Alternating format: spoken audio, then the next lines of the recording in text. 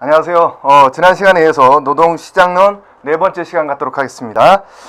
지난 시간에 189페이지, 188페이지까지 했었죠.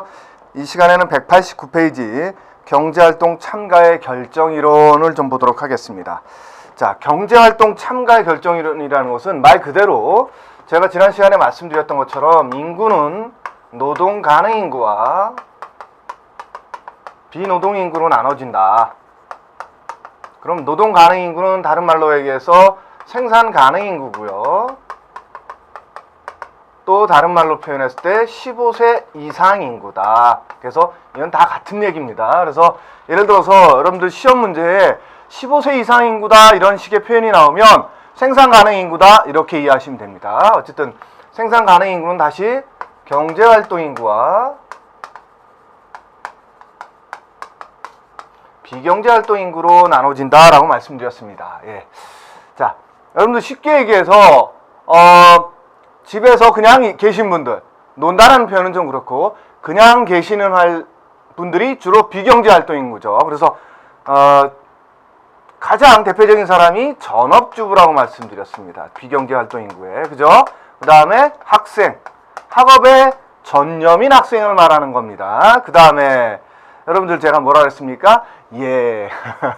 조금 고급스럽게 표현하자면 구직 단념자. 근데 조금 막말로 표현하면 백수. 하얀 손이죠. 예. 백수. 이런 분들이 비경제활동 인구에 속하는 사람들이다. 그러면 경제활동 인구는 취업자와 실업자로 나눠집니다. 쉽게 얘기해서 구직 활동을 하고 있느냐 혹은 지금 현재 고용 중이냐, 취업 중이냐, 요거를 갖고 나가서 경제활동에 참여하든 경제활동 하려고 노력하든 그렇게 있는 사람을 경제활동 참가 인구라고 표현한다라는 거죠. 그래서 자, 쉽게 얘기해서 이 사람들은 노동시장에 나가 있는 사람들, 이 사람들은 노동시장에 나가지 않은 사람들이죠. 진입 안 한 사람들. 그죠? 그랬을 때 여기 있는 사람들이 이쪽으로 가고자 하는 요인들은 뭐냐 이거죠. 지금 하고자 하는 얘기는. 그래서 경제활동 참가의 결정이론, 이게 도대체 무슨 얘기야? 이런 거에 대한 이런 개념부터 이해하신다면 훨씬 더 편해지십니다. 그랬을 때 첫 번째는 자,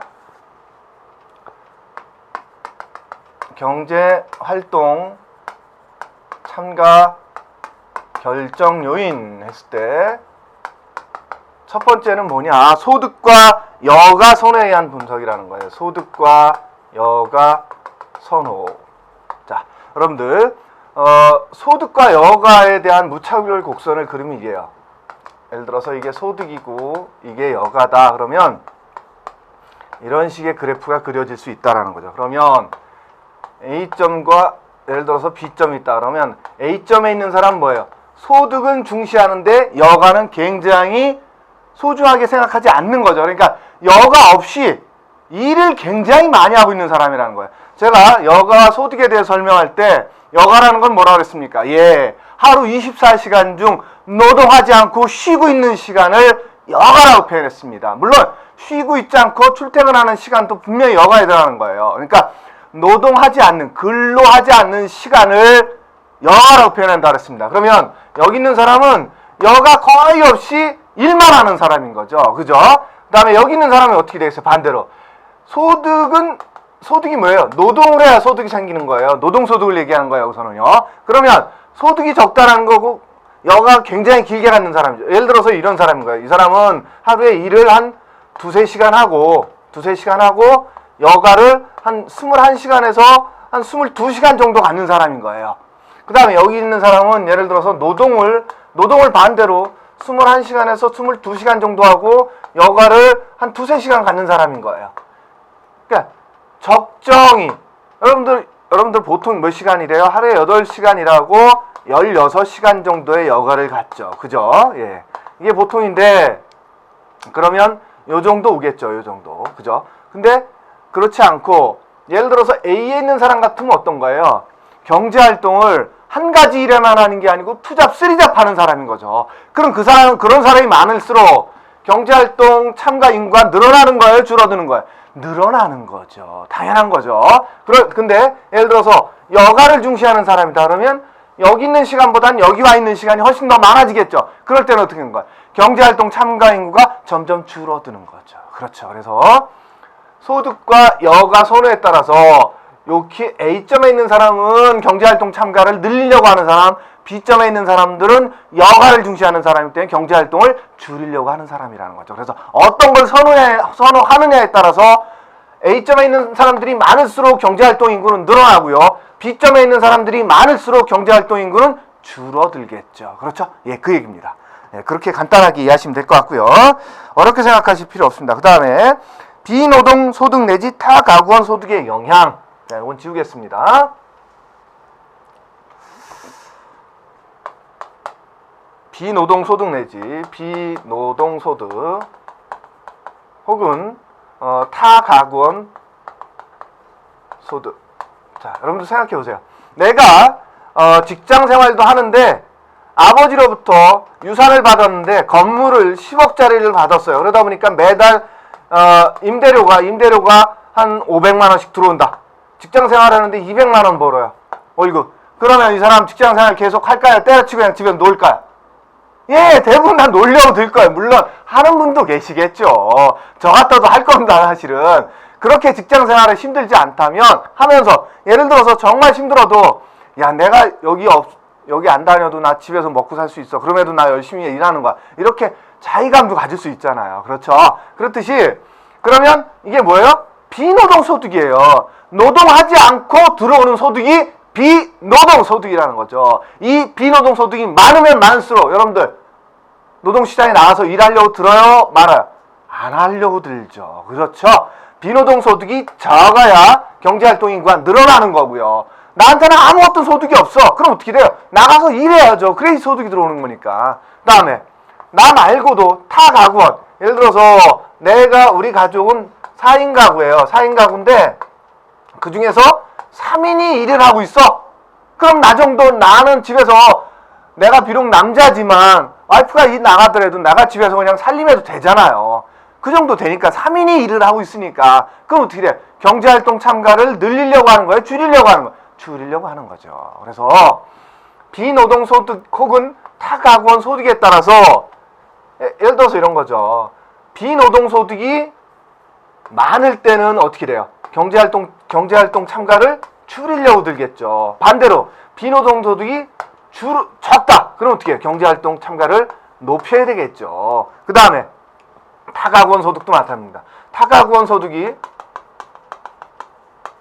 높다. 그럴 때는 나의 경제활동 참가는 낮추려고 들 거고 타가구원 소득이 없다 거의. 그럼 내가 경제활동 참가를 많이 해야 되니까 높이려고 들겠죠. 예, 요런 얘기입니다. 그래서 두 번째는 비노동 소득 내지는 타가구원의 소득에 따라서 경제활동을 높일 수도 있고 줄일 수도 있다. 이런 얘기입니다. 그 다음에 세 번째는 시간당 임금 상승 효과입니다.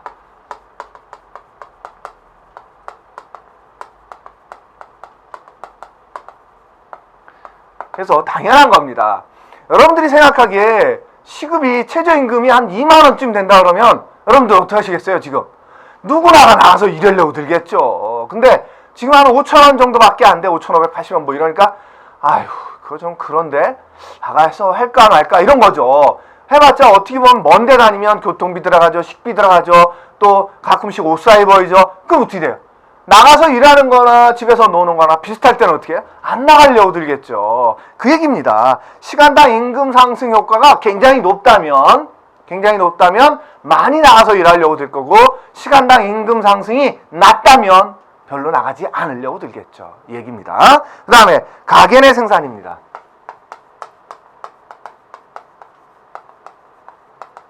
여러분들 가계 내 생산이니까 일반적으로 식당을 하는 그런 가게가 아니고요. 여러분들 가계 소득하면 뭐예요? 집안의 소득을 얘기하는 거죠. 집안의 소득. 그러면 여러분들 생각해. 가계 내 생산 그럼 집안에서 뭘 만들어내는 거야? 도대체 그러면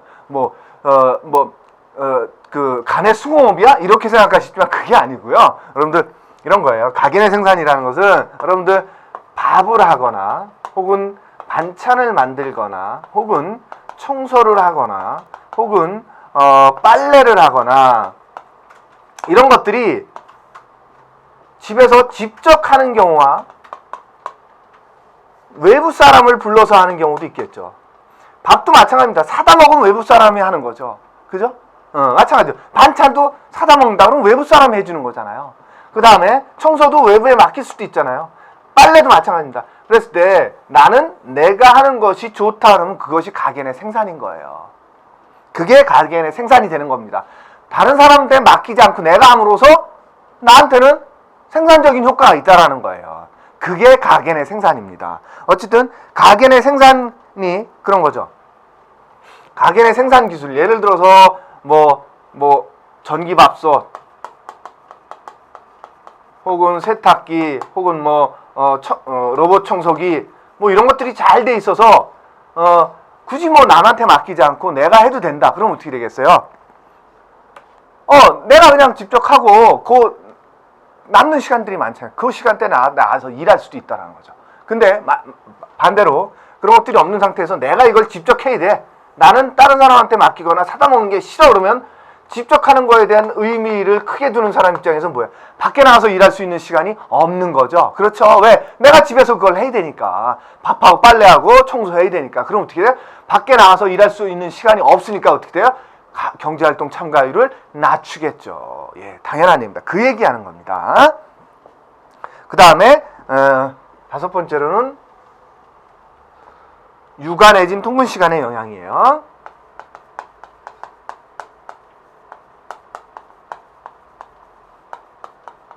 자, 예를 들어서 내가 아이가 있는데 아이가 둘이에요. 근데 다 어려. 한 4살, 2살이야. 그럼 나가서 일할 수 있나요? 없죠. 예. 아무리 어린이집 맡긴다 그래도 하루 온종일 봐주지 않거든요. 그럼 어떻게 돼요? 또 하나도 아니고 둘이다. 그럼 어떻게? 경제활동하기가 어려워지는 거죠. 그 얘기입니다. 육아잖아. 집에서 아이를 돌보는 게 육아잖아요. 그래서 육아는 아이가 어리거나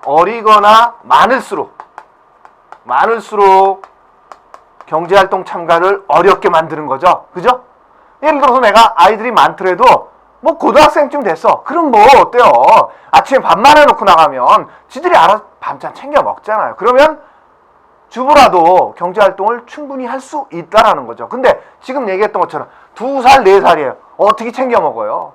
안 되잖아요. 집에 오는 것도 힘들어. 그렇죠? 그럴 때는 경제활동 참가가 어렵다라는 거죠. 반대로 아이가 크거나 적을수록 경제활동 참가를 높일 수 있는 거죠. 그죠? 예.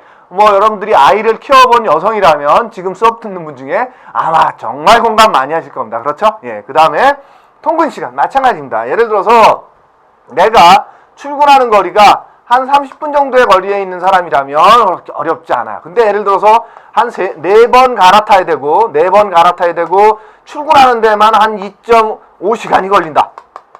그럼 어떻게 되겠어요? 왕복 5시간이고 8번을 갈아타고 잃어버리면 사람이 아주 피곤해서 미칩니다. 그럼 어떻게 돼요? 회사 생활하기 싫어지죠. 그럼 차라리 내가 집에서 놀래 그냥 좀 덜 쓰고 이렇게 생각할 수도 있겠죠. 그런 거죠. 그러면 경제활동 참가를 낮추는 거죠. 예, 그 얘기입니다, 지금. 그 다음에, 별도로 이제 그렇게, 경제활동 참가를 결정하는 요인들이 5가지가 있는데, 자, 기혼 여성만을 따로 뽑아봤어요. 기혼 여성. 그래서 우리 교재 191페이지에 보면, 기혼 여성을, 경제활동 참가 결정 요인.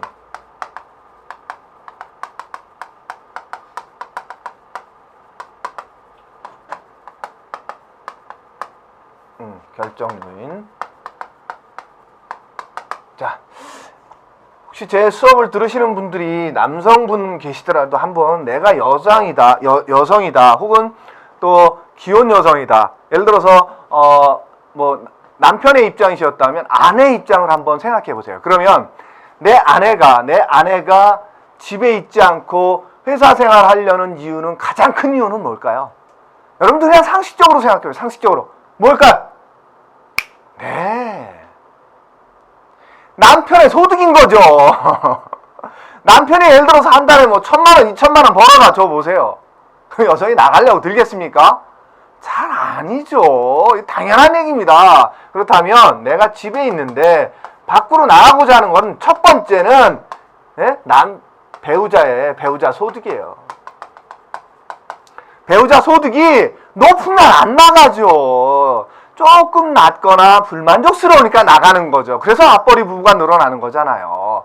물론 남편분께서 많이 벌어도 나는 사회생활 할 거야, 나는 만족감 좀 느끼고 이럴 거야, 이래서 나가는 분도 일부 있죠. 그러나 우리 일반적으로 생각해 보자고요. 일반적으로. 그렇죠. 네. 그다음에 그럼 두 번째는 뭐가 있을까요?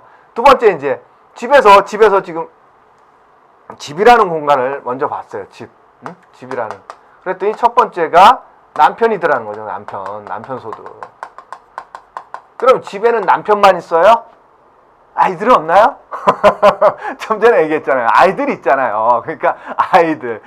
그러니까 그 아이들을 수와 연령이 되겠죠. 자녀의 수와 연령이 되는 거죠. 연령.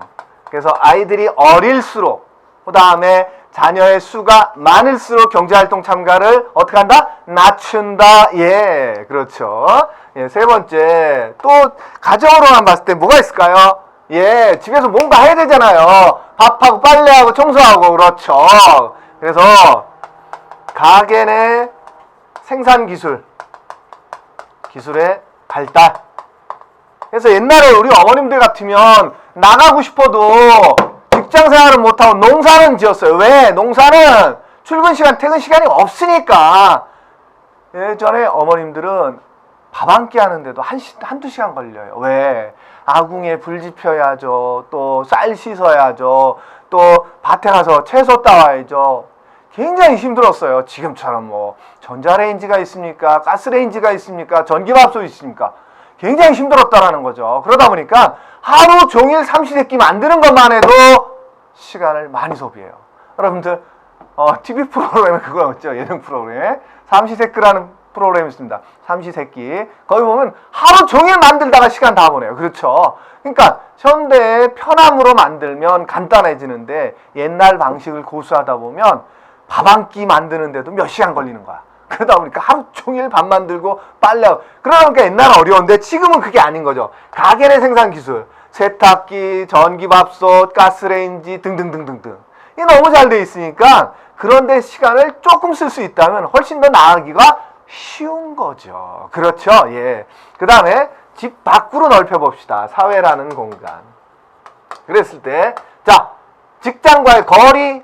예, 첫 번째 거리인 거죠. 그래서 그 출퇴근 시간이 되는 거죠. 출퇴근 시간.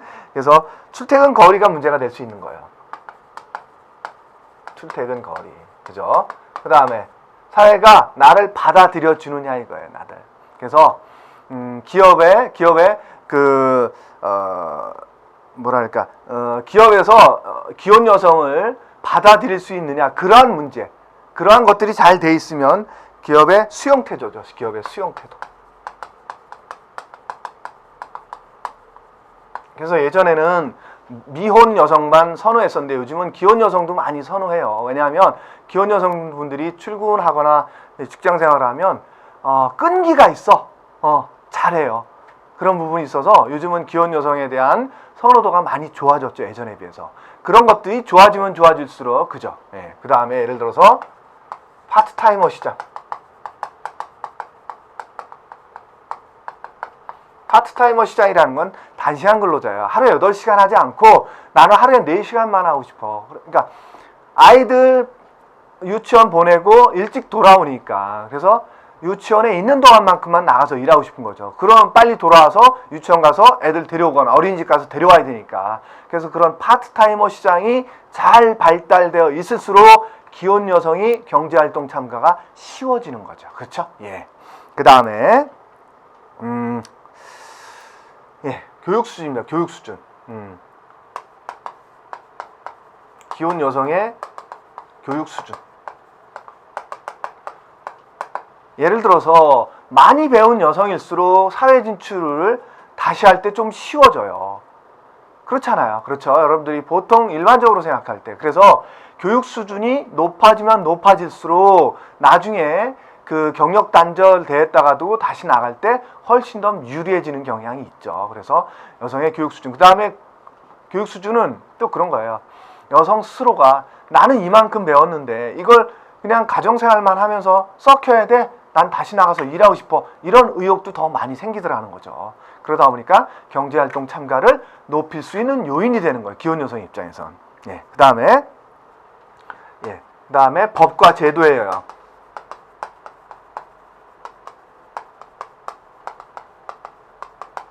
자, 지금 법에서 남녀 고용 평등에 관한 법률에 보면 육아휴직에 관련된, 그 다음에 근로기준법도 마찬가지입니다. 육아휴직 제도, 그 다음에 출산전후휴가 제도, 이런 것들이 예전에 불과 10년 전만 해도 아예 없던 얘기들입니다. 근데 요즘은 그게 가능해요. 그러니까 예를 들어서 출산전후휴가라는 것은 임신한 여성 근로자가 휴가를 청구하면 출산 전후로 90일간의 휴가를 주게 돼 있어요.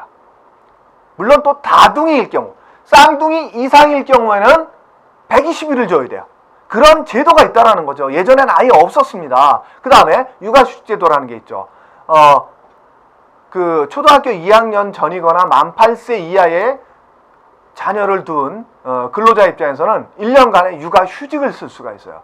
그런 제도들이 있기 때문에 여성 근로자, 기혼 여성의 입장에서도 훨씬 더 사회 진출하는 게 좀 수월해지는 거죠. 그죠?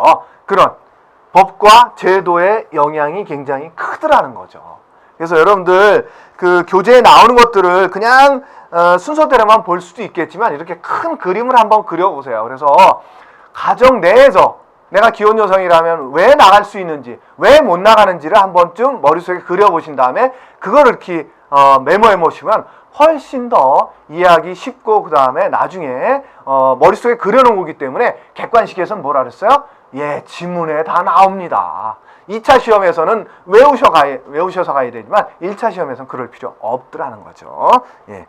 그 다음에 그 191페이지에 나오는 하단에 있는 것처럼 OECD 국가 중에서 여성의 경제활동 참가율이 낮은 이유, 어떤 나라가? 우리나라가 낮았다는 이유는 무엇냐라고 물어봤던 거예요. 옛날 2차 시험에.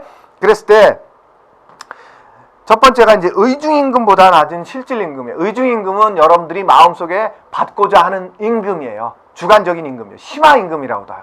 내가 사회 나가면 최소한 180일 이상은 받아야지 생각했는데 나를 뽑는 회사마다 다 140만 주겠대.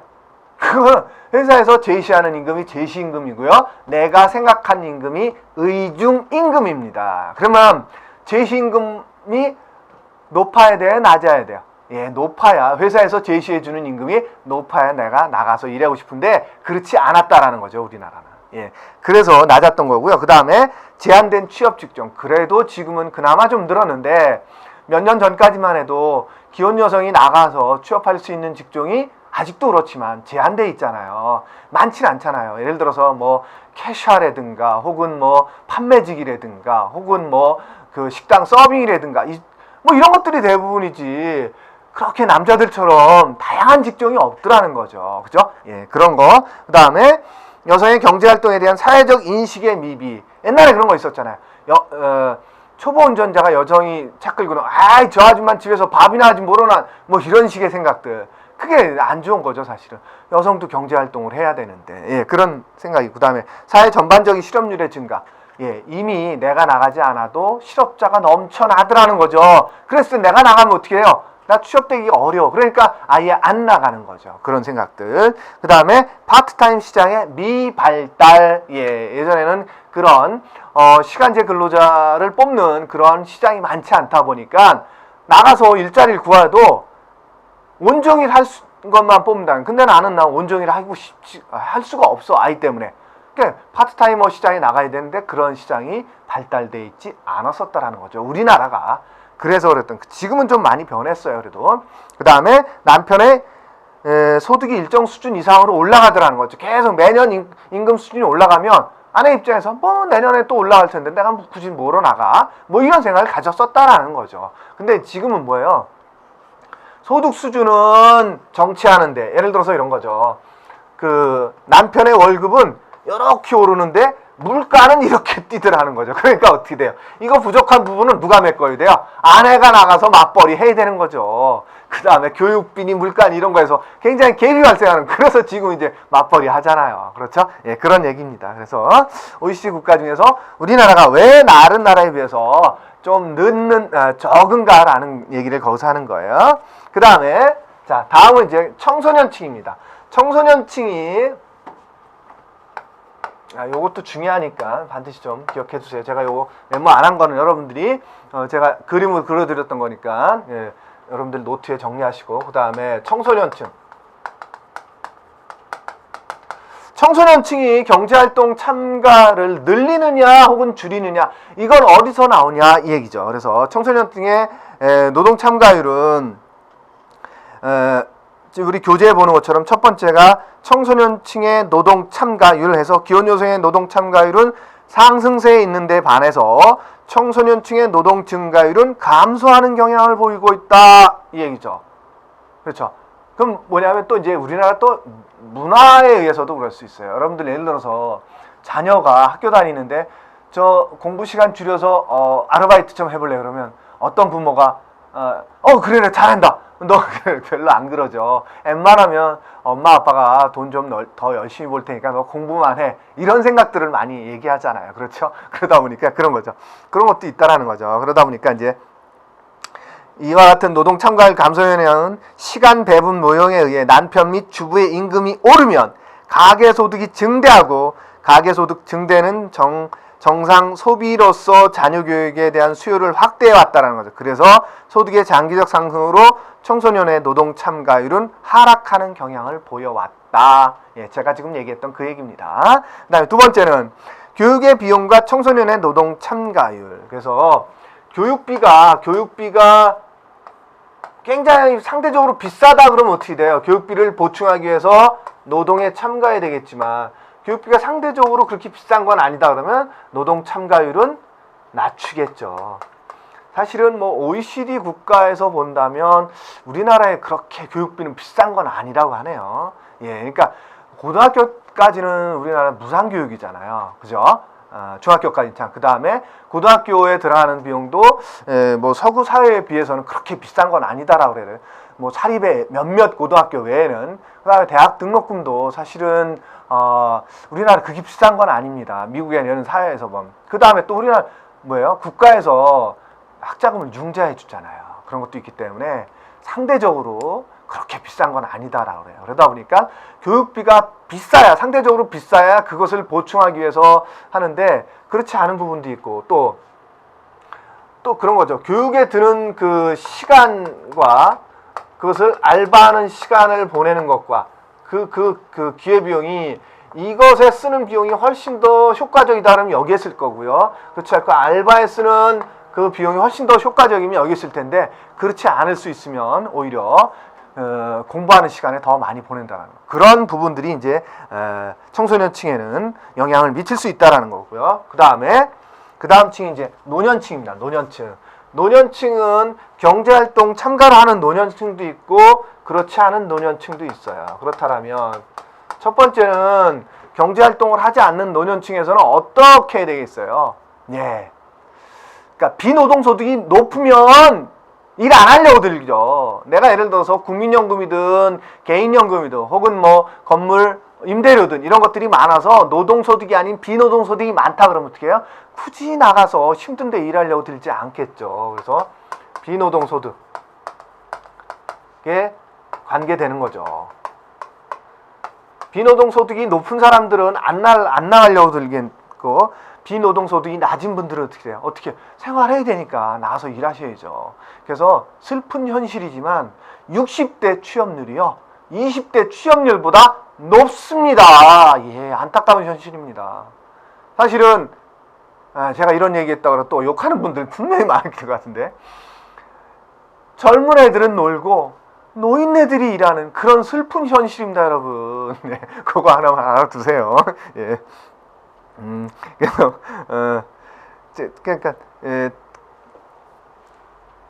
첫 번째는 이거예요. 노년층은 비노동소득이 높으면 안 나가고 낮으면 나간다라는 거예요. 그 다음에 두 번째 요일은 그거예요. 이제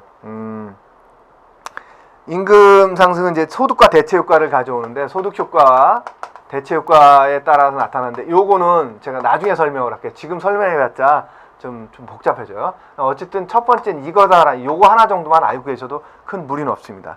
그 다음에 농가와 비농가. 농가 비농가는 그거예요. 여러분들 농가라고 표현한 농촌에서는요 1년 내내 일하나요? 아니면 번기 때만 열심히 일하나요? 그렇죠. 물론 사계절 농법으로 하시는 분도 있지만 사계절 농법 자체도 그래요. 1년 내내 일하진 않습니다. 예, 그러다 보니까 어느 정도 휴가는 아니지만 휴가를 많이 쓰죠. 그런데 그럴 때도 그분들은 실업자예요, 경제활동인구예요. 취업자예요, 실업자예요. 예, 취업자예요.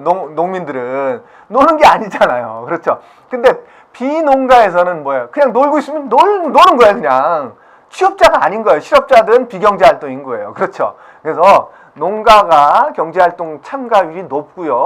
비농가가 비경제활동 참가율이 높습니다. 일반적으로 보면. 그렇다라는 얘기예요. 그 다음에 성별, 연령별 경제활동 참가율은요. 여러분들 그 성별로 보면 첫 번째 이제 그걸 떠나서 경제활동 참가율이라는 거. 경제활동 참가율은 노동 가능 인구분의 15세 이상 인구라 그랬죠. 이분의 경제활동 인구야. 율이니까 곱하기 100이었죠. 제가 인구 트리 그려서 그랬었죠. 인구는 노동 가능 인구와 비노동 인구, 그 다음에 노동 가능 인구는 경제활동 인구와 비경제활동 인구, 경제활동 인구는 취업자와 실업자로 나눠진다. 그랬을 때 이것분의 이것이 경제활동 참가율이라는 거예요. 예, 그럼 비경제활동 참가율은 뭐예요? 이것분의 이것이겠죠. 예, 당연한 얘기입니다. 예, 그 얘기를 하는 거예요. 그랬을 때, 자, 그다음에 실업률은 뭐예요? 실업률은 취업자, 실업자라고 되어 있으니까. 실업률은 이것뿐의 이거예요. 간단합니다. 예, 그래서 그림을 그릴 수 있으면 되게 간단해져요. 실업률은 아예 그 공식을 하나만 더 써야 되니까 자, 실업률은 경제활동 인구분의 실업자예요. 실업자 수죠. 곱하기 100이죠. 자, 여기 고용률이라는 걸 하나 보고 갈게요. 고용률은 뭐냐? 자, 보통은 경제활동 참가율은 요것분의 요것이었고, 취업률은 그러면, 취업률도 하나 적을게요. 취업률은 요것분의 요거예요. 경제활동 참가 인구분의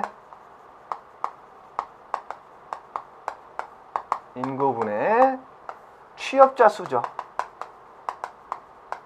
곱하기 100이죠. 예. 취업률도 있고 고용률도 있어요. 요즘은 요 고용률을 많이 따지죠. 취업률보다는. 그럼 고용률은 뭐냐? 이것분의 이거예요. 쉽게 얘기해서 취업률이라는 것은 일하려고 나온 사람 중에서 몇 사람이나 일하고 있니? 라고 물어보는 게 취업률이고요. 그럼 고용률은 뭐냐? 일할 수 있는 사람 중에, 일하려고 나온 사람이 아니에요. 일할 수 있는 사람 중에 몇 사람이나 일하고 있니? 라고 물어보는 게 고용률이에요. 그러다 보니까 고용률은 노동 가능 인구분의 취업자예요. 예, 곱하기 100입니다. 그러니까 선진 국가에서는 취업률보다는 고용률을 따져요. 왜냐하면 일할 수 있는 사람 중에서 왜 놀고 있느냐, 일하지 않고, 이런 걸 따지는 거죠. 그러니까 15세 이상 인구 중에서 몇 사람이나 취업하고 있어, 일하고 있어, 이거예요. 그게 고용률입니다. 이 정부 들어와서 고용률 70% 맞추겠다고 하는 게 이겁니다. 이거 지금은 69%대에서 머물고 있어요. 근데 60%대에서 이게 1% 올리는 게 굉장히 어려워요. 그러니까 자, 취업률은요 굉장히 쉬운 게요. 이 사람들만 줄어들어도 취업률은 올라가요. 그쵸? 그럴 거 아니에요.